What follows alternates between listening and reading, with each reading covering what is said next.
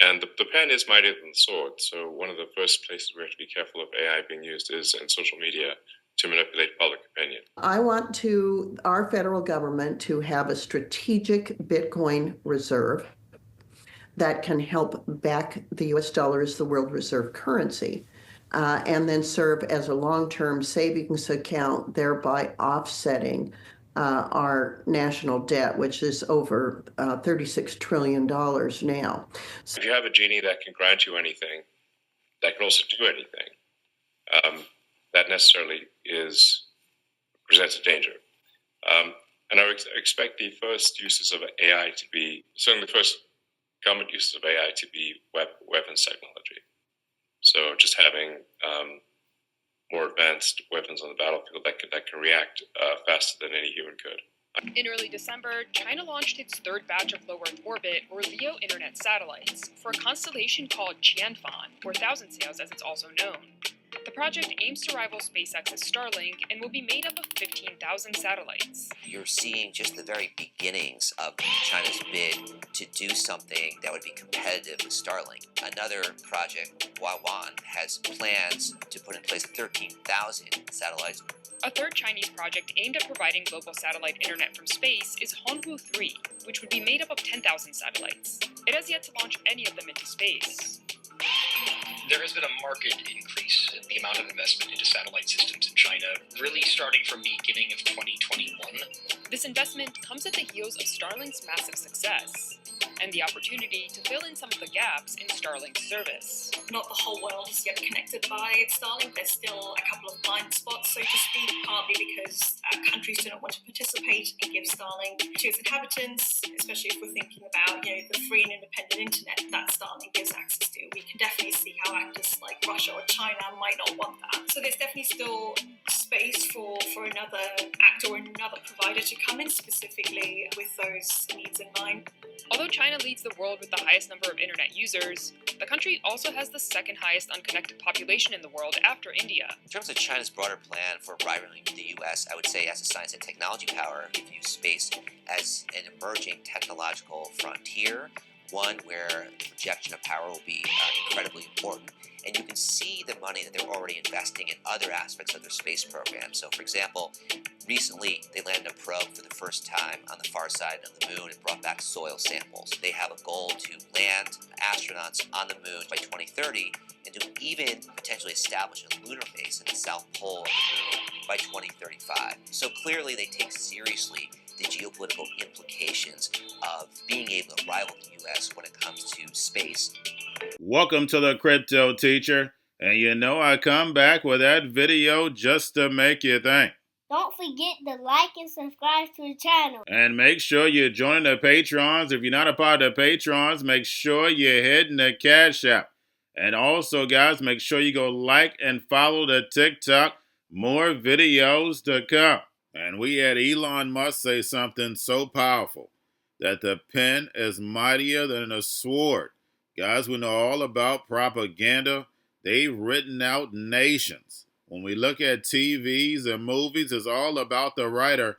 And they changed the minds of the masses. And now we have social media, which is 100 times more powerful because it's instant. And you can create illusions like the magician. And remember, the Crypto Teacher told you. And we know Cynthia Loomis is pushing this Bitcoin reserve. And when a politician is pushing something, we know there's a bigger agenda than what they're telling you. And of course, the masses never ask why. Why is Bitcoin so important? Why are these digital assets here? If they answer that, they'll clearly see that we're moving over to a new digital economy. But of course, they stay distracted on things that don't matter. And again, we had Elon on AI. And AI is going to be used for weapons technology. And we know how the NWO does test it inside the military. And we've already seen it done for decades. And then move it to the sheep. They know it works. They know how to implement it fast. We can look at GPS, all types of things that were tested first. Fast food was tested in the military first and then given to the people. Those who know history, we know we've seen this movie before. And we have China pushing the low orbit satellites just like Starlink. And they want to get us off the grid and off the towers. And they want us using the spotty satellite service. And we constantly hear how much energy these data centers are going to use, but you hear no negative feedback. You can't make this stuff up. And when it comes to space, we know United States was pushing it, Russia pushing it, now China pushing it. We know space is nothing but a money grab. Nobody's going to the moon. And remember, the crypto teacher told you. Now we have Stephen Miller. And if you have my NWO book, if you've been watching this channel from the beginning, you definitely know him. And we had Trump say he wants to get rid of the debt ceiling. And in the first quarter, we have a lot of events. We have the potential port strike and other strikes. We have tariffs, and then also we may have another potential shutdown of the government. But remember, guys, I think Trump is only the second president that lost his re-election and came back. And I think that was Grover Cleveland, who was the 22nd and 24th United States president. So when you only have 4 years to complete an agenda, you're not going to get anything done. Trump's job is to push this fourth industrial revolution, and we know that's bipartisan. That's the NWO agenda. We're going to see that move fast forward. Everything else is going to fall by the wayside. We're going to see plenty of layoffs pick up from 25 to 26 because they're going to be moving in all this technology, and we're going to start seeing it speed up. Because when we look at Starbucks talking about going on strike, we know they already have the technology where they can replace the workers. Remember, this is a plan. It moves in phases.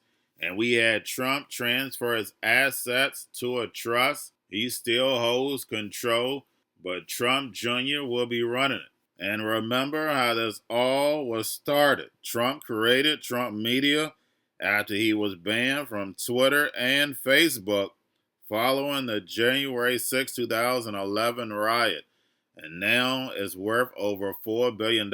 You can't make this stuff up. Remember, your life is an illusion, and TV is your reality.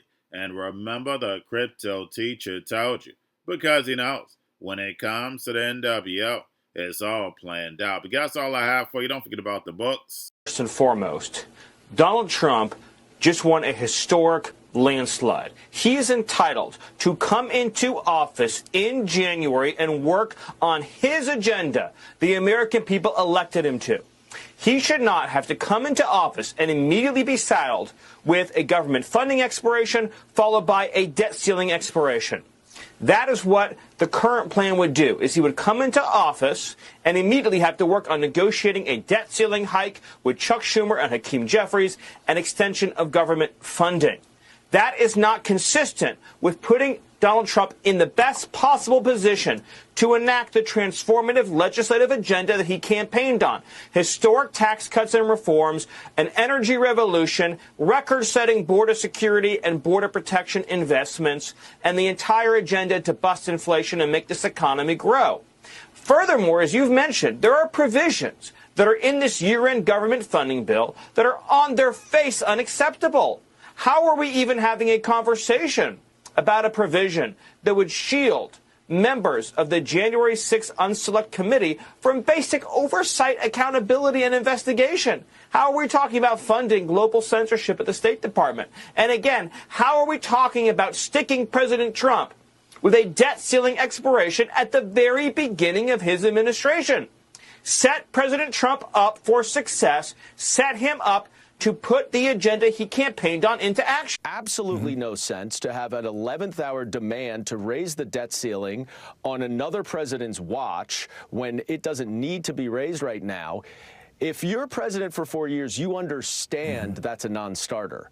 And I don't know whether this is a competency issue or this is bluster or what it is, but I am a little concerned that he would make this demand at this stage.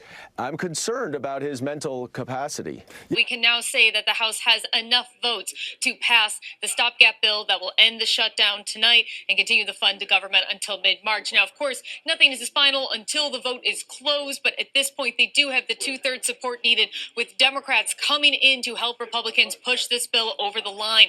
Once it clears the House, it will go to the Senate, and the jet fumes are heavy up here. Lawmakers want to get home for the Christmas holiday. We are expecting the Senate to move quickly on this. The House has shown that it's bipartisan. Elon Musk even tweeted that he thought Johnson did the best that he could. So it seems at the 11th hour, everyone is coming together. We will have more updates on exactly when the Senate votes, but it seems like the worst case scenario at this point is a short weekend shutdown.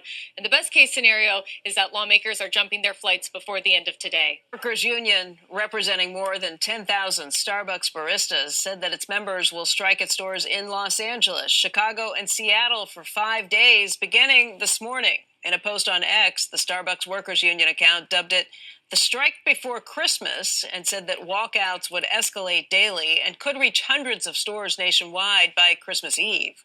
Contract negotiations began back in April. The union said it was striking because of unresolved issues over wages, staffing, and schedules. Starbucks said that it is ready to continue negotiations and claimed that the union delegates prematurely ended the bargaining session this week.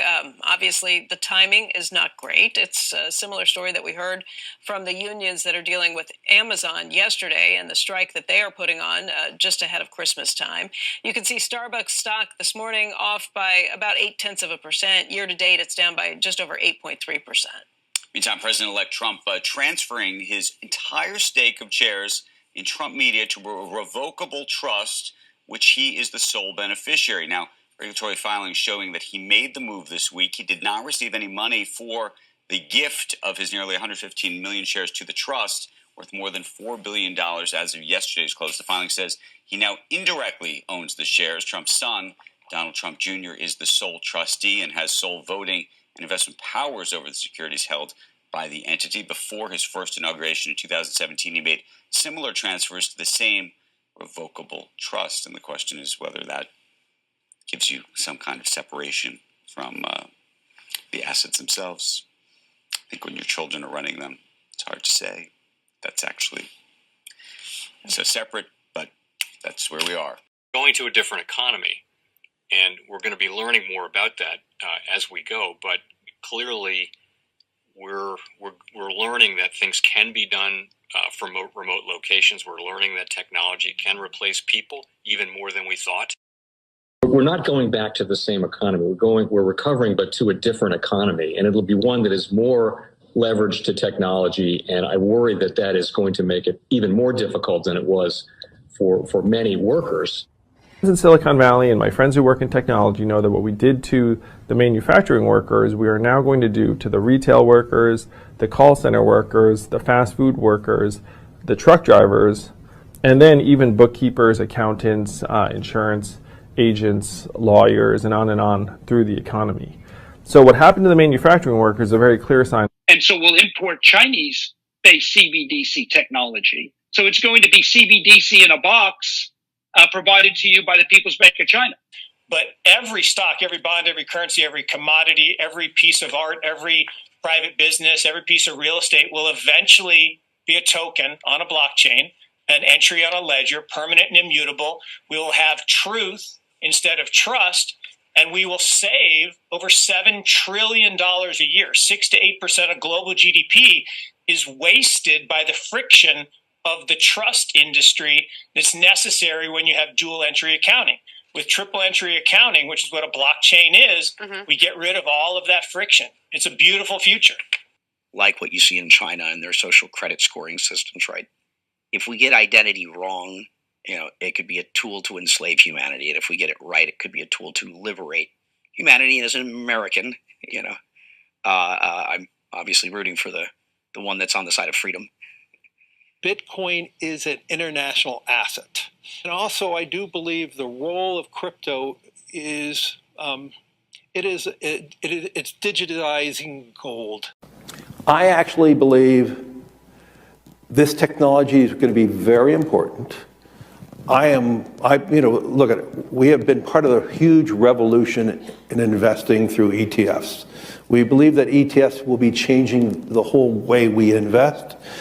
Many people still use it as a means, well, people are investing it for indexing. No, the majority of people who are putting money in in ETFs are active investors that are buying exposure.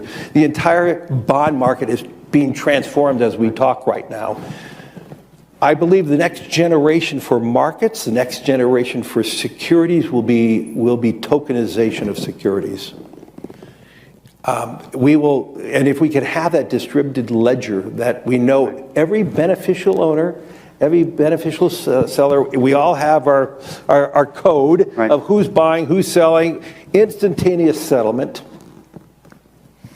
And think about it, it changes the whole ecosystem. Chinese bank ICBC has been hit by a ransomware attack, and the U.S. Treasury market, as a result of that, has been disrupted. This, according to the Financial Times. We're getting at more right now with Bloomberg's Shonali Bassick. Shonali, what do we know?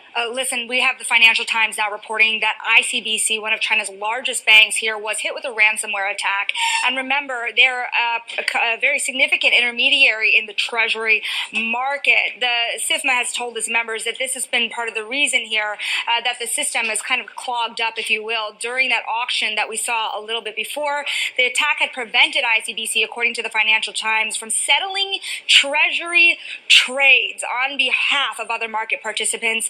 A large executive at a major bank also telling the paper that such a large party on the fixed income clearing corp creates major concerns, potentially impacting the liquidity of Treasury markets. Now, it was not just a poor auction. It was absolutely lousy, and when the dealers have to step in to save a treasury auction, that's a rare occurrence. And Cryptoteacher and the New World Order book, plus the 3 kids books, is time to re-educate. Also, new to cryptos, Coinbase, Bitrue, Binance. Do not forget book links and crypto links are in the description. The stock channel, guys. Don't forget to go like, subscribe, spread everywhere. You have your Kobo, your chip stocks, your banking, your gaming. While everybody's sitting at home, get home stocks, the Seaver, the biotech stocks. And while everybody's at home wishing, they were still getting that free money. What are they doing? Drinking and smoking weed. Don't forget about those stocks, and you have a wonderful day. The most powerful person in the world is the storyteller. The storyteller sets the vision, values, and agenda of an entire generation to come. Steve Jobs. And guys, you know I truly believe in this. When you look at the New World Order, they're the storytellers. And that's the reason why I wrote my New World Order book. But guys, now it's time to change the current generation. And I wrote 3 kids books. You know I love the Trinity because I understand the power that's in it. So I have 3 books. We have an opportunity to change the generation, to educate, not just me, but I want to show you that I take action on a daily basis. And I want you to take action on a daily basis. Whether it's your job, whether it's in your community, we have an opportunity right now to educate the masses. I posted this on my Twitter account. Please share, but this is a short clip of the 3 books. There's going to be a clothing line and action figures. Please get these books for your kids, nephews, cousins, friends, so therefore we can start the re-education now. Because as we see, the 4th Industrial Revolution foundation is definitely here. Robots, algorithms, drones, taking humanity out the picture. We have to re-educate. But let's get into the video. Part 1. King Joshua and Drama Team save the village. Part 2. King Joshua and Drama Team save New York. COVID Stories 3. Part 3. King Joshua and Drama Team goes to China. It's mandatory to get part 1, part 2, and part 3 of this series. It's time to re-educate Generation Z.